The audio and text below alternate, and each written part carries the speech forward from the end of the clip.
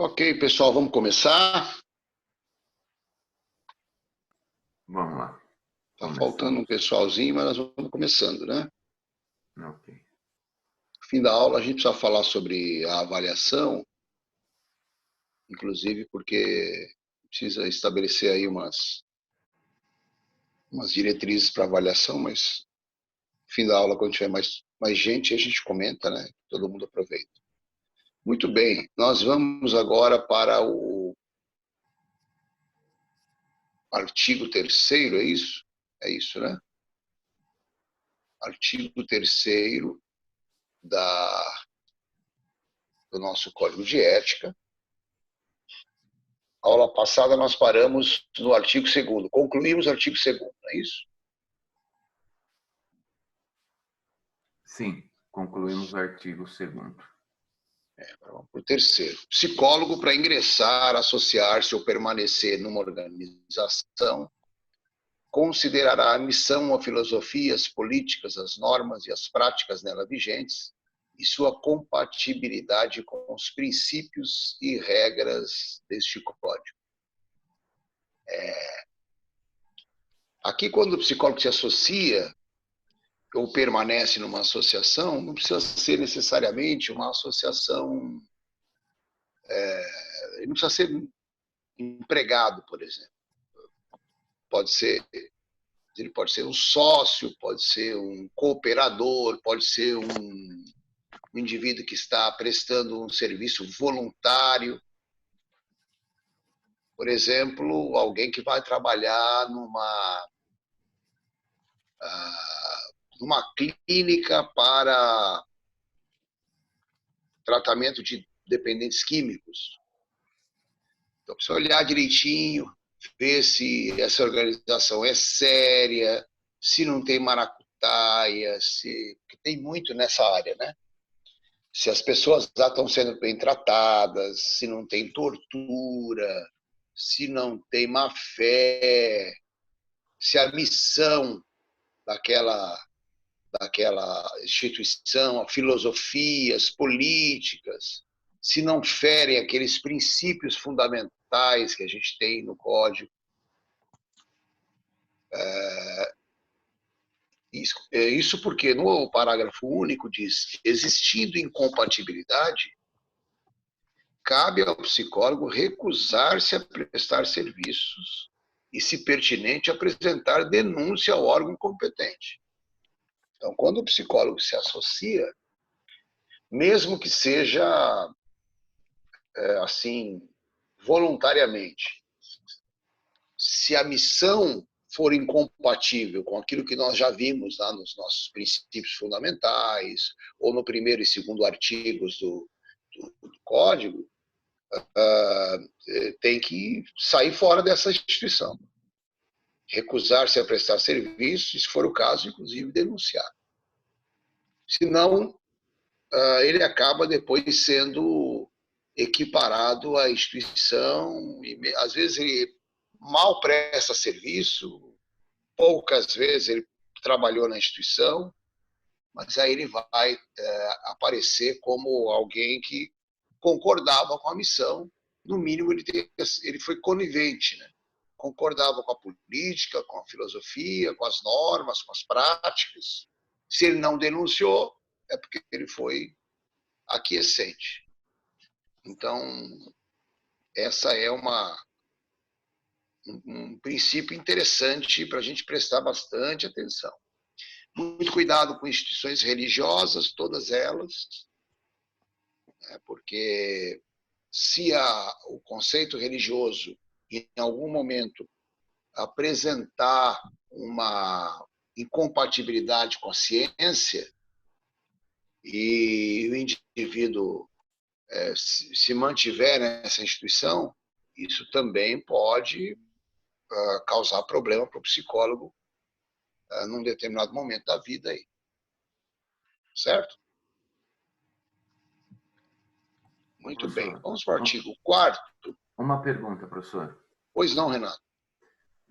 Quando o senhor diz da instituição religiosa, então, porque a maioria das instituições, e eu aqui não vou pontilhar porque não é a ideia, mas nós estamos aqui para aprender, né? A maioria, elas contrariam o princípio da ciência, né? Porque, por exemplo, a cura em qualquer religião existe a questão do milagre. Então, o psicólogo Sim. ele não pode trabalhar ligado a uma instituição religiosa, porque ali vai existir latente ou manifesto a questão do milagre, e aí contraria a ciência. É Não, isso? não, mas não. Ah, Mas não contraria nosso código de ética, né? ah tá, O entendi. milagre, ele pode não combinar com a ciência, né? Mas ele não Ah, contraria o nosso código de ética. Contraria o código de ética se, entendi. se por exemplo, a sua instituição pregar que o milagre que a psicologia pode ser uma ferramenta para operacionalizar o milagre, por exemplo. E sim, aí a gente não Entendi. tem respaldo para isso. Agora entendi. E Agora outra, entendi. enquanto você estiver associado numa religiosidade qualquer, isso não tem problema. O problema é quando você estiver associado na qualidade de psicólogo, Entendi. prestando Entendi. serviços como psicólogo. Sem prestar serviço, tudo bem, não tem problema. Eu tô lá como Renato e não como Ah, psicólogo. é isso. O Entendi. artigo ele é bem claro aqui, ó, presta bem atenção para você ver. Para ingressar, associar-se ou permanecer em uma organização, considera missão, filosofia, política, normas, práticas e tal. E daí ele diz, existindo incompatibilidade, cabe ao psicólogo recusar-se a prestar serviços. Então, aqui está Prestar bem claro. serviços, né? Não Prestar pode prestar serviços. serviços como psicólogo na instituição. Tá? Ok, obrigado. Quarto, Professor, aqui. Diga. professor, Diga, mas Zumira. bom dia. Só Bom queria saber, dia. mas por exemplo, se como psicóloga, se eu quiser prestar serviço dentro de uma instituição religiosa, só que gratuito, posso? Não, Pode, pode. posso. Pode, pode. Aí eu estarei lá como psicólogo e vou prestar um serviço gratuito para ajudar, Sim, mas aí eu sim. posso. Não, Tá, obrigada. pode. Não, pode, mas você não, mesmo gratuitamente, mesmo voluntariamente, você tem Uhum. que observar a missão, a filosofia, as políticas, as normas e as práticas, mesmo que seja Assim, voluntariamente. Tá? mas eu penso daí seria independente da religião, quer dizer, no caso, a filosofia, a política da religião é uma coisa e o atendimento psicológico é outro, só que estaria dentro da instituição. Depende, né? Por exemplo, é, você lembra daquele fenômeno que houve nos Estados Unidos na década de 70 com Jim Jones, Eu não. que foi o cara que matou 900 e Sim, tantas sim. pessoas envenenadas Para por, volta na de. verdade, um suicídio coletivo, o maior suicídio coletivo da história. Era uma instituição religiosa. E, Mas aí ele usou da profissão dele? como é que é? Ele usou da profissão dele para fazer isso? Não, ele era um pastor, né? E primeiro ele era um pastor, ele criou uma, uma Uma seita? denominação religiosa, uma seita. Começou como uma igreja qualquer, né? Uhum. E aí ele foi crescendo, crescendo. Aí ele comprou uma propriedade que era uma cidade, um negócio enorme, na Guiana, aqui no norte do Brasil, Uhum. e foi para lá e montou lá uma coisa que eles chamavam de. Como é que era? Jonestown, acho que era. E fundou lá tipo uma cidade, as pessoas iam morar lá e participar de uma comunidade e tal. Né? E naquele caso, No final, todas as pessoas acabaram, morreram mais de 900 pessoas, todas envenenadas. E elas morreram envenenadas conscientes, elas se envenenaram no final. Depois procure, é uma história muito interessante. Então depende um pouco qual é a filosofia da empresa, da igreja, da instituição, mesmo que seja trabalho voluntário. Ok. Porque Obrigada. essa instituição era uma instituição religiosa, mas era uma instituição criminosa. Então não é só por ser religiosa e não só por ser, como que eu posso dizer, voluntário. Não só por isso. A coisa. Eu sou psicólogo numa instituição religiosa voluntariamente. Né? Não cobro nada.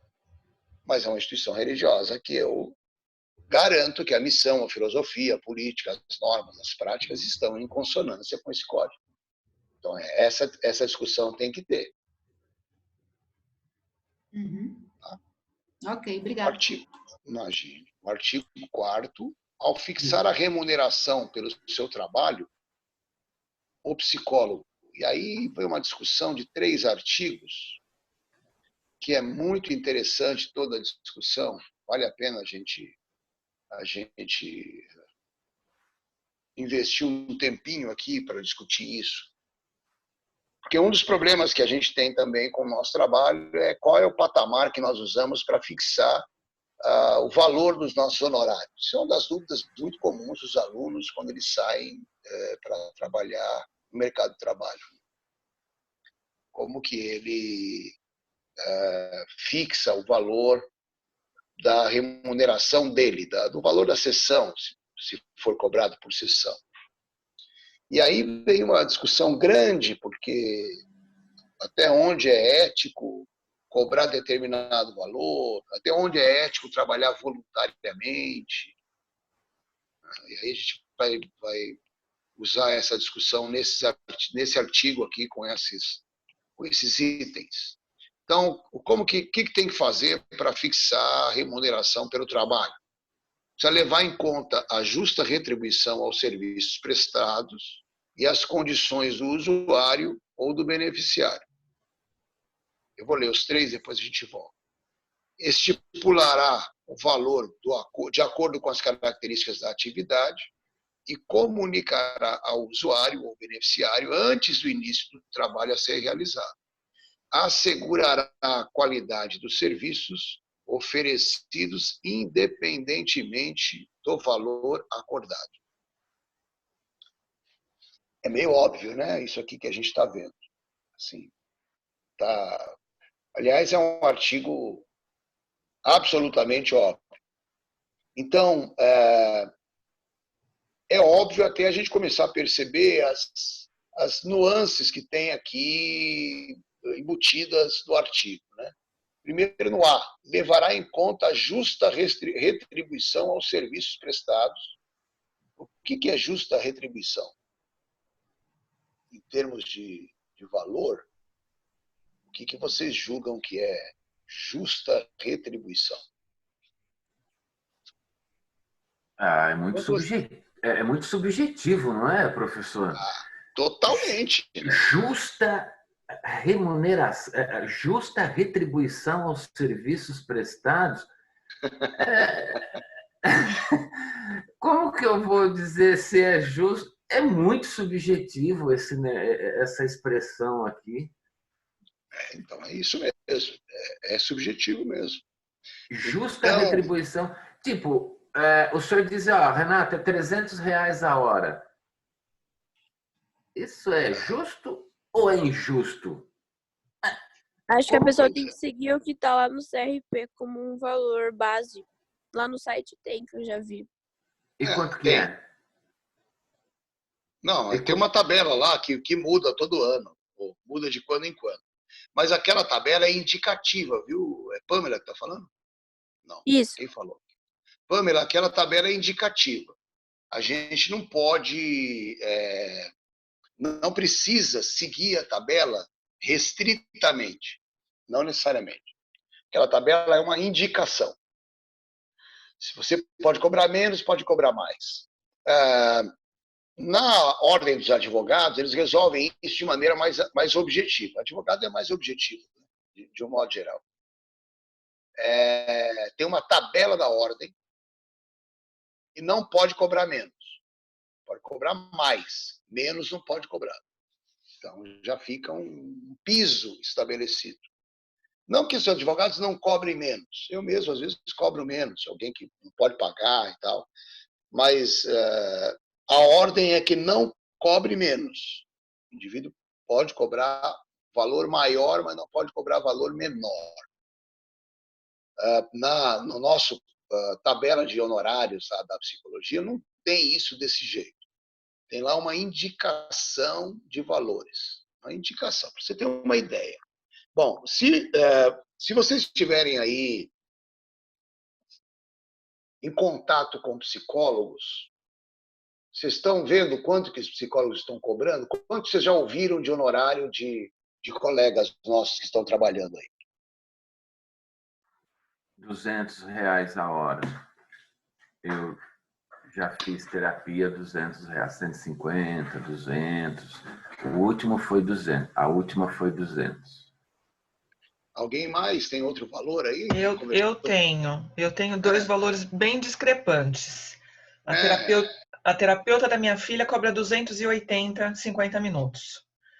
E eu tenho uma outra pessoa que faz terapia com o filho de uma amiga que cobra R$ 80 a sessão. 50 minutos. É isso. Eu procurei uma aluna minha, uma ex-aluna minha, que é muito competente, demais mesmo, considero muito ela. E ela escolheu a linha da abordagem humanista, como eu. Fui eu que fui orientador dela, supervisor dela na clínica, quando ela foi aluna, no tempo que ela estava escolhendo. Então, ela gosta muito de mim e tal. E esses tempos aí eu precisei de uma psicóloga para minha filha e entrei em contato com ela. Ela está cobrando R$ 350 a hora. Eu tenho conhecidos psicólogos que cobram R$ 700 a hora. Então, essa justa... Nossa, R$ 700 a hora? Meu amigo. Eu tinha um amigo que... Professor, e qual o argumento que eles usam para cobrar esse valor? A justa retribuição aos serviços prestados. Você vai para o paraíso após a terapia. Não, a questão é assim, né? Esse colega que eu estou te falando que cobra R$ 700 a hora, ele é doutor, trabalha na psicologia há 40 anos, é uma pessoa experiente, muito experiente, professor da USP e tal, isso que cobra. É o valor dele. Ele tem poucos pacientes, mas é o valor dele. A mesma coisa acontece com médicos aqui no Brasil. Um psiquiatra infantil, que é uma modalidade difícil de encontrar. Psiquiatra infantil é alguém que a gente vai encontrar por aí com valor de consulta muito alto. Eu tenho um que é sensacional, o melhor que eu já vi, mas é R$ 1.200 a consulta. Então, não há nada que impeça você cobrar um valor alto. Pode cobrar o valor que quiser. O código não vai impedir, porque vai levar em conta a justa retribuição aos serviços prestados, mas, em contrapartida, as condições do usuário ou do beneficiário. Eu tinha um colega que, isso há muito tempo, logo que eu comecei a lecionar, que ele dizia que o problema nosso, como psicólogo e tal, era que a gente atendia na periferia. Se você quer ser bem remunerado, tem que atender nos jardins. E aí o consultório custa mais caro, obviamente, o aluguel, né, a sala, tudo fica mais difícil, tudo é mais caro. E também a pessoa que vai fazer terapia, o cliente, o paciente, ela também procura, sabendo que ela tem mais condições, sabendo que o custo é mais alto, e ela paga, ela tem condições de pagar, né? Entra nessa questão de condições do usuário ou do beneficiário. Então, resumindo, esse item A é uma questão de mercado. O mercado estipula o valor que a pessoa pode cobrar. É uma questão de mercado mesmo. Não há uma proibição num teto de valor. Pode haver uma orientação de piso, de não cobrar menos que tanto, mas teto não tem. Aliás, até o piso lá, se você consultar, se vocês puderem consultar, entrem lá na tabela do CRP, vocês vão ver lá, indicação. Alguém pode cobrar R$50 se quiser. Então, o item B estipulará o valor de acordo com as características da atividade. A tabela do CRP fala de tem uma lista de atividades. Tem atividades que se pode cobrar muito mais do que a atividade de uma sessão de psicoterapia. Pode ser uma avaliação, pode ser uma orientação profissional, pode ser um relatório, pode ser um parecer, um laudo. E quando a gente fala em remuneração pelo trabalho, aqui nós estamos conversando só o que diz respeito, levando em consideração o trabalho, só a psicoterapia. Mas não é só a psicoterapia, tem outros trabalhos. Quanto poderia cobrar uma pessoa que é um psicólogo que tem formação e que vai ser contratado por uma família para ser assistente técnico num processo de separação judicial para ajudar o juiz a definir com quem fica a guarda da criança? Qual o valor desse trabalho, né? Percebam como é subjetivo. Ô, professor, diga. Agora me diz uma coisa, está dentro do Código de Ética o psicólogo ele acordar um valor para cada paciente diferente, dependendo da condição e do acordo que o paciente propôs?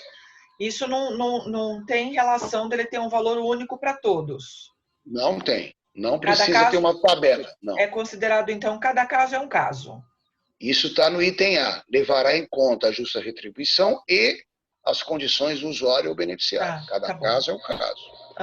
Okay. Inclusive, é uma maneira, Denise, da gente tornar a psicologia acessível a todas as pessoas, independentemente do nível social. Exatamente, porque aí eu entendo que é a necessidade da pessoa e não um valor fixo para todos, né? É isso aí.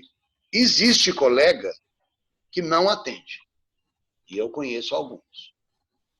Não, o meu valor é R$300, é R$300, não posso atender por menos que isso, senão eu não pago minhas contas. Tem gente que faz isso. É um jeito de resolver o problema também. Eu não faço isso, mas entendo quem faça. Eu não vivo só de consultório, né? Então, para mim, é mais fácil. Quem vive só de consultório pode experimentar esse problema e ter essa reação. Não é o meu caso. Quando a gente fala de perícia psicológica, por exemplo, de trabalhar como assistente técnico numa perícia, geralmente o valor é muito alto. Eu já cobrei R$5.000 para trabalhar na perícia de uma ação como psicólogo, de uma ação que discutia a separação e guarda de criança. Então,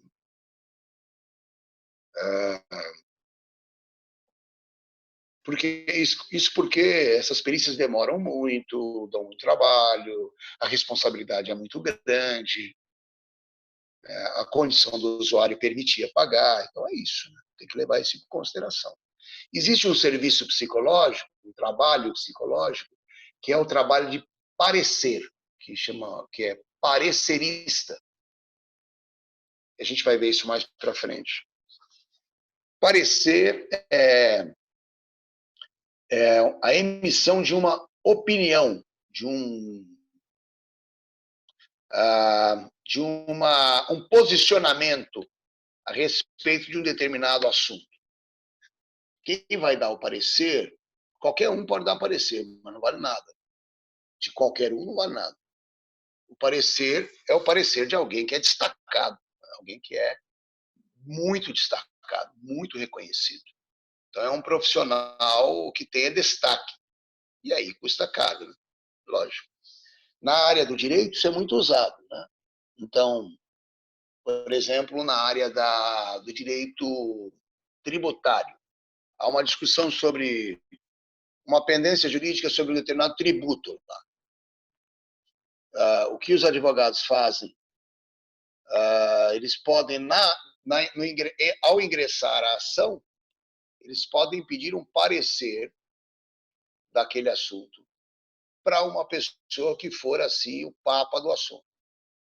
Ives Gandra Martins, por exemplo. Aí o cara faz um parecer.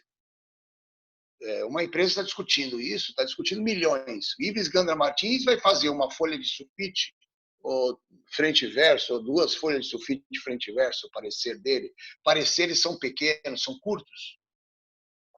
E vai cobrar R$300 mil, R$500 mil. É assim que funciona. E na psicologia não é diferente.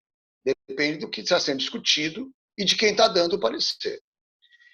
Aqui no meu painel está dizendo que nós temos menos que 1 minuto. Se cair, nós vamos conectar de novo, é isso, tá? Mas eu acho que vai cair nos próximos segundos aí.